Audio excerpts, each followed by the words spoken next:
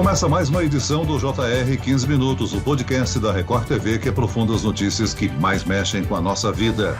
Deixar de fumar é um desafio ainda maior durante a pandemia. Nós passamos por um período de isolamento, ansiedade e de muitos medos e preocupações. No ano passado, durante os primeiros meses de quarentena, uma pesquisa da Fundação Oswaldo Cruz mostrou que 34% dos fumantes brasileiros declararam ter consumido ainda mais cigarros. A situação preocupa porque o tabagismo é um fator de risco para a Covid-19 e os cuidados com a saúde são cada vez mais importantes. Então, como parar de fumar? Eu converso agora com o médico pneumologista, Dr. Rodrigo Santiago. Bem-vindo, doutor. Olá, muito obrigado pelo convite, viu? Quem nos acompanha nessa entrevista é o repórter do Jornal da Record, Luiz Carlos Azenha. Olá, Azenha. Oi, Celso. Sempre um prazer estar aqui no podcast. Bom, parar de fumar é realmente um grande desafio. Eu queria contar para vocês que eu fumei durante 20 anos. Acabei parando porque, na época, minhas filhas estudavam, nós morávamos em Nova York, minhas filhas iam à escola e na escola havia uma grande pressão. E elas faziam pressão e eu acabei parando. E o que eu queria começar perguntando para o doutor é o seguinte: as pessoas às vezes dizem, eu já fumo há muito tempo, não vai mudar nada. Mas muda, né, doutor? Faz diferença a pessoa parar quanto mais cedo possível. É um problema, independentemente de Covid, né, pessoal? É um problema de saúde pública muito sério. E dentre vários problemas que temos também no nosso país, uma coisa que sempre foi muito legal são as práticas e políticas para poder diminuir o hábito tabágico no nosso país, no Brasil. Ele estava realmente conseguindo diminuir bastante. Porém, essa pandemia veio para atrapalhar muita coisa, né? Além de consumo de bebida alcoólica, que não é muito o caso aqui hoje, mas sim o aumento do consumo do hábito tabágico, né? As pessoas que, de repente, estavam diminuindo o cigarro ou tinham parado e, de repente, com toda essa tensão que a pandemia traz para as pessoas, preocupações, ansiedades, depressão, as pessoas acabam se apoiando nisso que eu chamo de uma muleta trincada. Eu costumo chamar, Zenha, assim, como uma muleta trincada, porque você se apoia e ele vai te dando uma força no momento de mais temor, de mais ansiedade. Não podemos negar que ele acaba melhorando essa relação que o paciente fica com muita ansiedade, ele já tem essa dependência da nicotina e a nicotina acaba, entre aspas, ajudando. Só que o preço que isso cobra é muito alto e essa muleta trincada pode realmente rachar e derrubar a pessoa no chão. Então, é muito importante que a gente deixe muito claro todos os malefícios que o cigarro causa para as pessoas. E, poxa, já é muito sabido, né?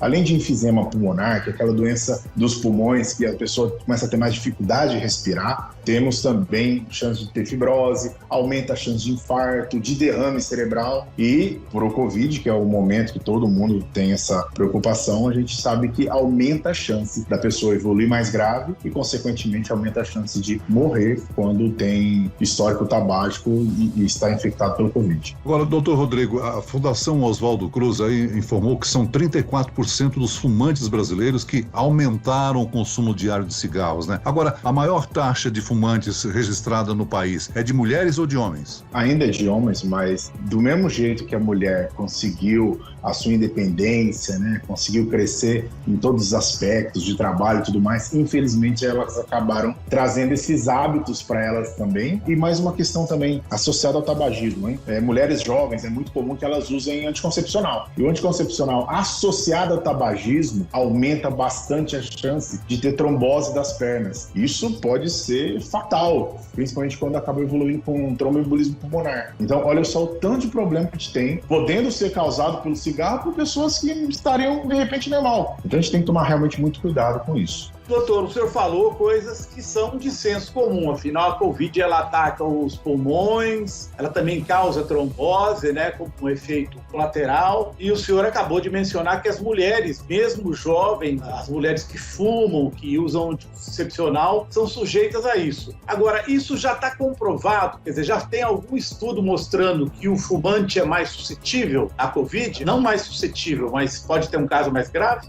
A gente tem sim já dados consolidados demonstrando que os pacientes que têm esse histórico tabágico, até prévio, viu, Azenha? Até pessoas que foram fumantes lá atrás e pararam de fumar e de repente têm o DPOC, né, que eu falei, o enfisema pulmonar, e principalmente as que não tratam esse tipo de doença, elas já podem evoluir com uma piora. As pessoas que ainda estão fumando, a chance de evoluir com uma piora é maior ainda. Quanto a dados, como a gente está numa pandemia, né, a gente tem dados mundiais, então acaba mudando um pouquinho os números de um país para outro, né? A gente tem que pensar que as pessoas de um país são diferentes das pessoas de outros países, né? Mas uma coisa que a gente tem para tentar facilitar para a população entender a gravidade, a seriedade que é uma pessoa que fuma e que pega Covid, ela tem 14 vezes mais chance de evoluir mal, caso seja tabagista, e até 10 vezes mais chances de vir a óbito, caso seja tabagista em vigência da infecção pelo Covid. E aí, doutor, eu diria para o senhor falou aí da mulher jovem, né? A gente tem que lembrar, o jovem às vezes ele se acha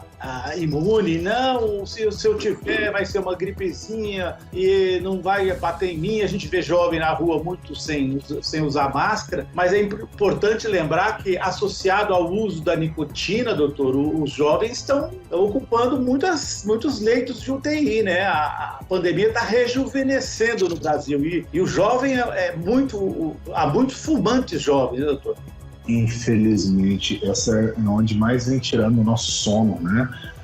Antes de fazer esse podcast, essa entrevista com vocês, eu estava passando visita no hospital e estava vendo a média de paciente internado na UTI, de 30 a 45 paciente internado entubado, uma coisa que a gente não via muito no ano de 2020. E agora, em 2021, a gente tem visto. Uma coisa que mudou muito, Azenha, quanto à nossa percepção dos pacientes é o seguinte: o ano passado, em 2020, quando a gente via pacientes evoluindo grave e que não eram tão idosos, a gente sempre achava algum problema de saúde dele mais grave. Por exemplo, um paciente asmático sem tratamento, porque vamos lembrar que, graças a Deus, asma não é grupo de risco, apenas asma grave ou asmático sem tratar, né? Obesidade muito associado e sim, tabagismo, por exemplo, né? Entre outros problemas de saúde que uma pessoa pode ter mesmo sendo jovem. Esse ano, a gente tem pego muitos jovens e, pasmem, mesmo sem grandes problemas de saúde e mesmo sem histórico tabágico, evoluindo muito mal. Então, se mesmo essas pessoas que realmente deveriam não ser um grupo de risco, né? A gente não tinha tanta preocupação o ano passado, se mesmo essas pessoas estão evoluindo grave, imagina se estiver fumando. Então, é sempre importante, eu como pneumologista, eu sempre puxo muito nesse aspecto de procurar saber dos hábitos de vida, né, e tabágicos, né, porque às vezes a pessoa entra muito grave na UTI, aí acaba sendo internado, entubado, e não tem muitas informações, de repente, sobre o paciente, né, então eu sempre faço questão de perguntar para os familiares, quando a gente vai tentar fazer a passagem de boletim médico, né, muitas vezes por telefone, para saber, aí fuma, já foi fumante? Às vezes a pessoa fala, não, parou de fumar faz 5 anos, mas fumou por 30 anos. A gente tem que levar isso em consideração. Então, sim, os jovens têm sido muito acometidos nesse novo momento, e independente de cigarro. Agora, não tenha dúvida, se fuma, a chance de evoluir pior é maior ainda. Doutor Rodrigo, café e álcool são conhecidos como estimulantes para os fumantes, né? E muita gente, principalmente os jovens, conforme o senhor falou, aumentou o consumo dessas duas bebidas na pandemia. O que fazer, né? Como ajudar a interromper esse ciclo? Eu tenho uma listinha que eu costumo passar para os meus pacientes para explicar e para orientar algumas dicas para ajudar a parar de fumar, porque a gente tem sim a dependência química e física da nicotina e a gente tem a dependência mental de hábitos de vida, né? Emocional, psicológica, tá? Então, o café é muito ligado ao cigarro porque as pessoas acabam ligando essa questão do hábito mesmo, né? Vai tomar um cafezinho, vai fumar um cigarrinho, termina de almoçar ou termina de jantar e já acende um cigarro e já toma um cafezinho. São algumas dicas que a gente vai tentando dar para quebrar um pouquinho esses gatilhos. Nada contra o café, mas contra o café sempre vir associado ao tabagismo. Então, geralmente, algumas dicas que eu já vou até abrir para a população aqui, eu costumo passar para os meus pacientes que vêm com histórico tabágico, querendo ou não parar de fumar, é importante que a gente dê esse gatilho, essas orientações. Então, eu sempre oriento, quando o paciente está preparado na fase de ação para tentar parar de fumar, seguir algumas dicas, né, algumas orientações. Por exemplo, logo terminar de comer, de almoçar, de jantar, enfim, escovar os dentes, né? Porque já tira um pouquinho aquela vontade de fumar logo depois que você coloca a pasta dental, creme dental na boca e faz essa escovação. Outra dica, pelo menos no primeiro mês, tentar evitar tanto bebida alcoólica, né? Porque quando a gente consome bebida alcoólica, a gente perde um pouquinho a questão da crítica, né? Então as pessoas ficam, entre aspas, mais enfraquecidas para de repente cair na tentação do cigarro e diminuir ou até parar de beber café nesse momento, porque é muito ligado uma coisa à outra. A gente tenta quebrar um pouquinho isso quando a gente vai orientar para parar de fumar. Agora, existe algum método efetivo, algum remédio que o fumante pode optar para ajudar a saciar a vontade do tabagismo? Infelizmente, não existe medicação milagrosa para parar de fumar. Não existe. É o que eu costumo orientar, por exemplo, do obeso, né? Uma pessoa obesa tem hoje em dia vários tipos de tratamento medicamentosos para tentar ajudar a emagrecer e tudo mais, mas não adianta nada prescrever uma medicação para o obeso emagrecer se o obeso não estiver preparado em casa com uma geladeira com mais frutas, verduras, alimentações mais saudáveis, menos açúcar, carboidrato e tudo mais. Se ele não deixar o seu dia separado para as atividades físicas. É a mesma coisa a comparação que eu faço com o tabagista. Quando o tabagista vem me procurar no consultório, a maioria das vezes, infelizmente, ele não vem para parar de fumar. A maioria das vezes ele vem já com sintomas. Ele já vem com falta de ar, já vem com tosse, e aí papo vai, papo vem, aí ele fala, doutor, eu fumo também, eu quero parar. Ele não veio preparado para isso, né? Ele veio para outras coisas, para resolver o problema dele, dos sintomas que ele está apresentando, e aí a gente vai fazer o possível para poder ajudá-lo. O que acontece é o seguinte, Celso, existem medicações, sim, coisa de 2 ou 3 medicações via oral, né, de comprimidos para ajudar a diminuir, seja a ansiedade que o cigarro causa, ou seja, para tentar realmente diminuir a vontade da pessoa fumar. Existem também os adesivos eles são adesivos de nicotina, então o nosso corpo, o corpo do fumante, né, ele tem uma necessidade física química dessa nicotina. Então a gente entra com esse adesivo para que ele receba já essa nicotina, para que o seu corpo já receba essa nicotina que ele está acostumado e está necessitando. E aí a gente vai tentando tirar o hábito também do cigarro, né? Aquela questão do cigarro no dedo, do dedo para a boca. Agora, nada disso funciona se a pessoa não estiver preparada para parar de fumar. Isso é uma coisa que eu também costumo falar, é que não é falta de vergonha na cara não, tá, gente? Isso é um hábito, é um vício, é uma dependência e deve ser levado a sério como tal, como uma doença mesmo. Então, temos medicações? Sim, temos medicações. Temos dicas como essas que eu estava falando para vocês, outras coisas também, por exemplo, no momento que você fica com aquela vontade de fumar e começa a dar fissura, que é questão de 3 a 5 minutos, pega uma fruta, pega uma maçã para comer, pega uma cenoura para comer, porque demora para passar esse tempo e você acaba enganando um pouco, digamos assim, a vontade de fumar. Outras orientações que eu também passo, por exemplo, aqui agora tá difícil, que a gente tá todo mundo preso em casa, né? Mas pegar o cachorro para dar uma volta, ligar para algum amigo, só não vale fazer isso com o cigarro na outra mão. Então, são algumas dicas para a gente tentar driblar essa vontade de fumar. E sim, quando tem uma indicação, a gente vai vendo através da dependência desse paciente, se é uma dependência alta ou baixa, a gente vai avaliar se a medicação vai ajudar. Doutora, eu, como o Celso, eu tô aqui em isolamento em casa há mais de 1 ano e, obviamente, a gente vai ficando ansioso. Aí foram me dando dicas, como o senhor está dando dicas que foram importantes, tipo, passei a cuidar muito mais do jardim, porque eu parei de fumar correndo, fazendo maratona, inclusive, mas agora não dá para correr. Eu vejo gente aqui no meu prédio correndo lá embaixo, andando pelo menos. Eu queria que o senhor falasse um pouquinho do exercício físico. Para mim foi essencial quando eu parei de fumar. Eu imagino que as pessoas possam arrumar um jeito de fazer exercício em casa mesmo, e que isso é importante, não é? O exercício? Importantíssimo. A gente vai no nosso cérebro, né? A gente tem vários dispositivos, né?